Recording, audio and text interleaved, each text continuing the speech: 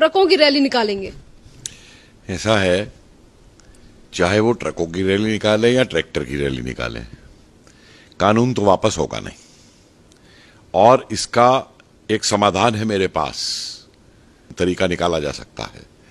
और वो तरीका है, सरकार ये स्पष्ट रूप से कह दे कि ये बिल वापस नहीं होगा, ये कानून वापस नहीं होगा, लेकिन, और ये बहुत महत्वपूर्ण है, लेकिन जो राज्य सरकारें इसको नहीं लागू करना चाहती वो ना लागू करें। ठीक है?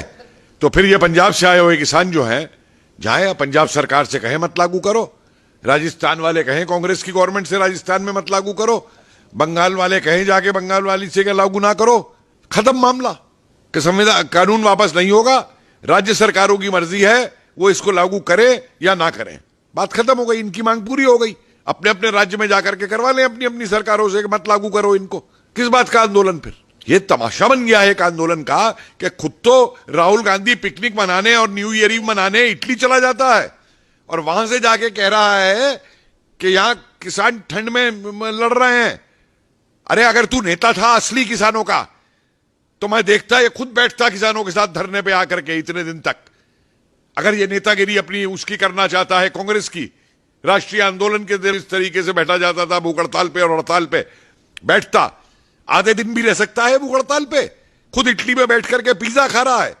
वही ममता 1-1 रुपए का आलू खरीद रही है किसानों से, बांग्लादेश स्मगल कराती है, 40 रुपए किलो कलकत्ता में भिजवाती है, सारे उसके बिचौलिए हैं उसकी पार्टी के। और ये जो साफ मैं बात कर रहा हूं आपको, ये जो बैठे हुए हैं ये आड़तीय हैं, ये जो बैठे हुए हैं ये वो धनी किसान हैं जिनके पास 100-100, 200 एकड़ जमीन है। किसान वो होता है जो खुद खेती करता है अपना, और वो किसान आज भी खेती कर रहा है, अपनी फसल उगा रहा है, और सरकार ने जो सहूलियतें दी हैं उन सहूलियतों को लेकर चल रहा है। सर अगर ममता बनर्जी की बात करें तो ममता बनर्जी जिस तरीके से इस कानून का विरोध कर रही हैं डे 1 से, तो यहाँ पर लोगों की तरफ से ये भी कहना है कि 4 महीने बाद जो इलेक्शन आने वाले हैं उन सारी चीजों को लेकर ये सारी चाल और हथकंडे अपनाए जा रहे हैं। आप समझ रहे हैं कि बंगाल का किसान ममता को वोट दे देगा?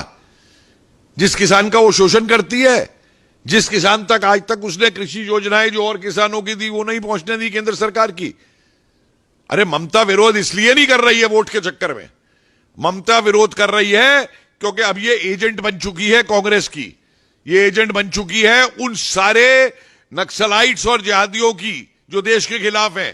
ये देश की खिलाफत की वजह से विरोध कर रही है, अपनी सत्ता के लिए विरोध कर रही है। ये किसान के कोई पक्ष में नहीं है, ये बिचौलिए खत्म करे जाएं, किसान को उसकी कीमत पूरी मिली जाए, ये चीज ये किसान के खिलाफ है।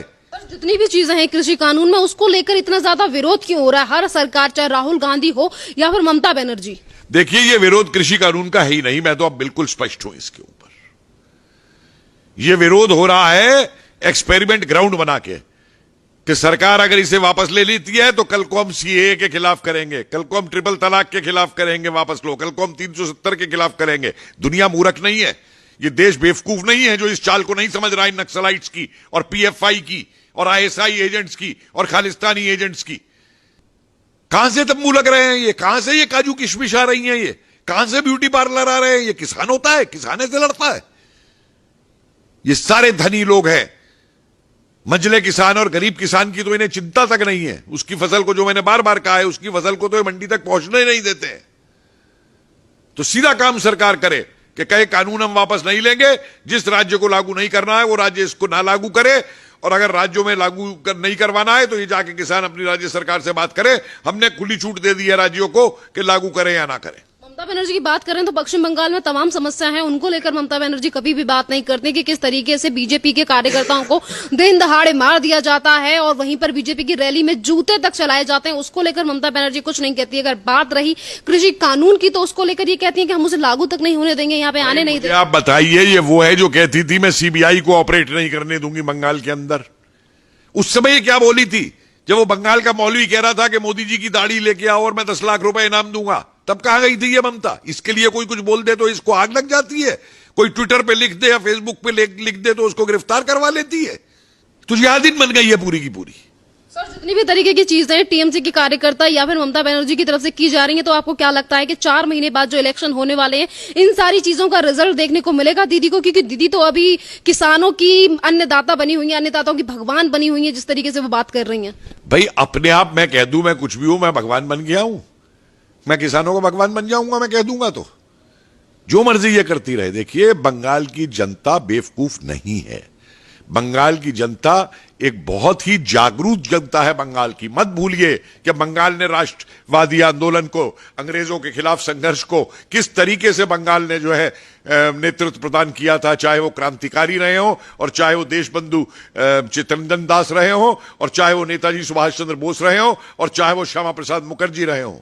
किस तरीके से इन लोगों ने बंगाल को बचाया था और बंगाल के लिए कुर्बानियां दी थी। बंगाल की जनता बेवकूफ नहीं है और ना ये बंगाल की जनता अब नक्सलाइटों और लेफ्टिस्टों के कहने पे चलेगी और ना राष्ट्र विरोधी तत्वों के ऊपर चलेगी, ना उनके ऊपर चलेगी जो बांग्लादेश से घुसा घुसा करके यहां पे लोगों को यहां की नागरिकता दिलवा रहे हैं। सर अगर विपक्ष की बात करें तो जितनी भी विपक्षी पार्टियां हैं या फिर यानी कि जितनी भी राजनीतिक दल हैं, चाहे फिर वो केजरीवाल हो या फिर तमाम अन्य नेता हो, आखिरकार ये इस तरीके की बातें क्यों कर रहे हैं? और यहाँ पर किसानों की अगर हम बात करें, जो आंदोलन चल रहा है उसमें मीटिंग हो रही है, बार बार पीएम नरेंद्र मोदी समझाने की कोशिश कर रहे हैं, पर उसके बावजूद भी किसानों की तरफ से जो आंदोलन हो रहा है उसमें से कुछ लोग निकलकर सामने आ रहे हैं और ये कह रहे हैं कि हम किसानों के नेता हैं और वो डेटे भी बता रहे हैं कि हम तब तक आंदोलन करेंगे। देखिए ऐसा है, मैं बार बार एक बात कह रहा हूं कि अब ये किसान आंदोलन नहीं रहा है। आप देखिए ना कि आंदोलन में तब मानता हूं जब कोई भी आंदोलन होता है तो उस आंदोलन के अंदर अगर किसी बात को लेकर आंदोलन होता है तो उस बात का समाधान निकाला जाता है बातचीत करके। उसमें ब्लैकमेल और थ्रेटनिंग और ये धौंस नहीं दिखाई दी जाती है। इन्हें मालूम है स्टेट पावर क्या है, ये क्या धौंस दे रहे हैं ये। और जिस दिन सरकार ये बात कर देगी जो मैं कह रहा हूं, तो आप देखिए ये जितने असली किसान हैं वो यहां नहीं रहेगा। अगर कुछ है भी तो इनमें वो नहीं रहेगा यहां पे, और यहां पे रह जाएंगे सिर्फ देशद्रोही वाले जो बैठे हुए हैं। और इनको इसके ऊपर जो सरकार डंडा चलाएगी, इनका इलाज देखिएगा क्या होगा। ये योगेंद्र यादव किसान नेता है, ये प्रशांत भूषण किसान नेता है, वो मेधा पाटकर किसान नेता है, वो जो शाहीन बाग वाली वहां पे जाके बोली वो किसान नेता है।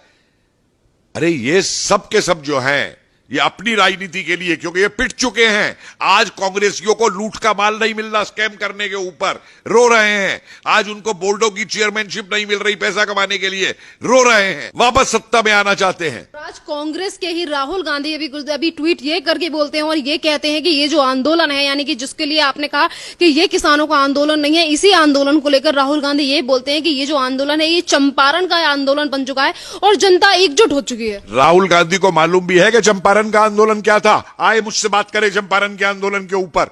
इसको मालूम है बाबा रामचंद्र का अवध का आंदोलन क्या था, जहां से नेहरू ने राजनीति शुरू की थी। इसको मालूम है मोतीलाल तेजावत का आंदोलन क्या था उदयपुर के अंदर। इसको मालूम है सीताराम राजू का आंदोलन क्या था आंध्रा के अंदर। इसको मालूम है स्वामी स्वजानंद सरस्वती का आंदोलन क्या था, किसान का आंदोलन।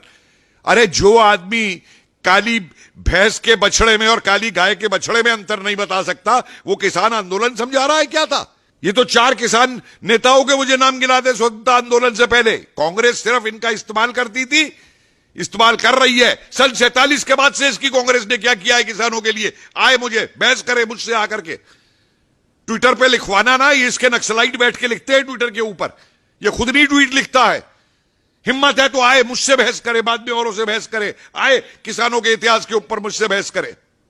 मैं तैयार हूं इनसे बहस करने को। धन्यवाद सर।